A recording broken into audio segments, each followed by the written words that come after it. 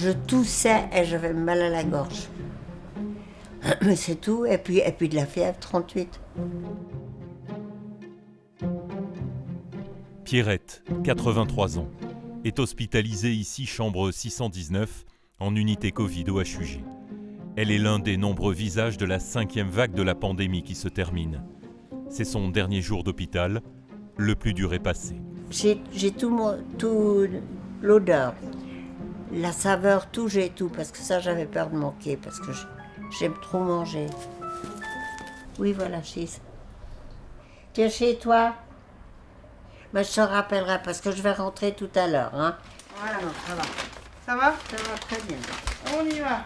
On m'a dit que c'était ce que j'avais, moi, comme Covid, c'était le micro. Le micron, je crois. C'était beaucoup moins méchant que ce qu'il y a eu avant. Au revoir, l'hôpital. Omicron, le variant qui a fait trembler le monde au cœur de la 5e vague. Plus transmissible, il s'est avéré moins dangereux au fil du temps et des hospitalisations.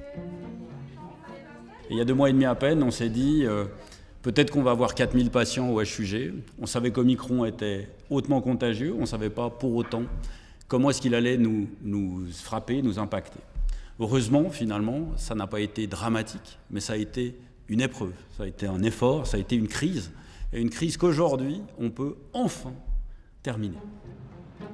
Une crise qui se termine au HUG qui s'apprête à retrouver un fonctionnement quasi normal, mais un combat qui continue. Moins de patients, moins de lits dédiés au Covid. Si l'heure est au soulagement et même au relâchement dans la population, elle est aussi et surtout au HUG à la prudence.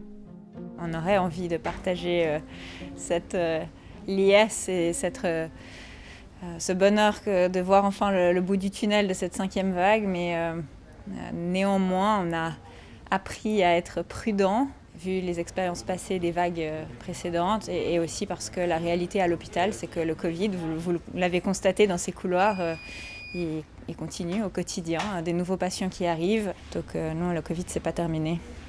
En ce qui concerne les entrées-sorties, on a toujours un flux d'entrées-sorties assez important, avec encore 17 entrées sur les dernières 24 heures, mais autant de sorties. Une 5e vague qui s'est avérée très différente des précédentes, plusieurs raisons à cela. Le variant Omicron, mais aussi et surtout la vaccination, qui a considérablement limité les formes graves et donc les hospitalisations. Cette 5e vague a été différente parce qu'il y a eu un gros volume de personnes infectées dans la population, des mesures qui ont été moins strictes au niveau de la population, mais 2 atouts positifs importants qui sont 1, la vaccination d'une partie de la population, encore insuffisante, mais qui était quand même d'une majorité de la population, et 2, un variant Omicron dont on a fini par bien comprendre qui donnait des formes moins sévères. Ce qui fait que l'impact hospitalier n'a pas du tout été le même que ce qu'on aurait pu avoir avec un variant originel comme celui qu'on avait à la première vague. La vaccination, la clé de cette 5e vague et des prochaines crises. En première ligne, les HUG ont beaucoup œuvré pour la vaccination. Information, dispositifs spécifiques, installés en un temps record, mais aussi pédagogie en direction de toutes les populations, des plus fragiles, aux moins rassurées. C'était important effectivement de les rassurer, puis au fil du temps la population était de plus en plus informée, mais ça restait important d'échanger, et puis notamment au moment où c'était des populations qui venaient sans forcément grande conviction. Et là c'était important pour nous d'échanger avec eux sur leurs inquiétudes, de les rassurer, puis ça suffisait souvent à faire que la vaccination soit finalement un soin assez simple pour nous et pour eux.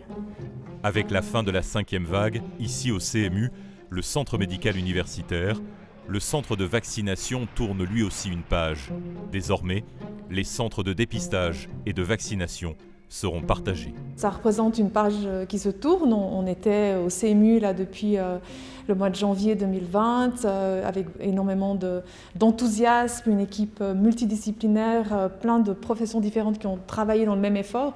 Et puis là, maintenant, avec la situation, clairement, il y a une demande qui est beaucoup moins grande pour la vaccination. Mais peut-être le message, c'est que c'est jamais trop tard de se vacciner. Je pense que c'est vraiment un message qui doit passer. Elle protège vraiment les gens de l'hospitalisation. C'est ce qu'on veut. On sait que ça ne protège pas de l'infection. Les gens peuvent s'infecter malgré le fait qu'ils aient été vaccinés, boostés. mais ça les garde à l'extérieur de l'hôpital dans la majorité des cas. Donc ça, c'est vraiment le message le plus important. En 2 ans, le Covid s'est installé dans nos vies et nos habitudes. Les hommes et les femmes de l'hôpital y ont fait face, sans faillir. Toutes les professions de l'hôpital en première ligne. Les soignants, les médecins, mais aussi les personnes en charge du nettoyage, de l'hygiène et de la désinfection, acteurs clés de la prise en charge. On fait plus de désinfection que dans les autres chambres. Parce qu'il y a beaucoup de fréquentation et puis on fait plus de désinfection que les autres. Au début, ça faisait peur. Parce que c'est quelque chose qu'on ne connaissait pas et puis on voyait dans les télés beaucoup de décès. Moi, personnellement, j'ai vécu, c'était un peu difficile au début, mais après, j'ai pris comme normal parce que là, on attendait que ça termine. Ouais. De virus inconnu à pandémie mondiale, en 2 ans, le Covid a bousculé nombre de certitudes. Tâtonnements, découvertes, prise en charge de plus en plus optimale, au fil du temps, avec toujours détermination et humilité. Généralement, quand on est médecin, on a appris d'abord théoriquement les maladies dans des livres et ensuite on les applique cliniquement au quotidien à des patients.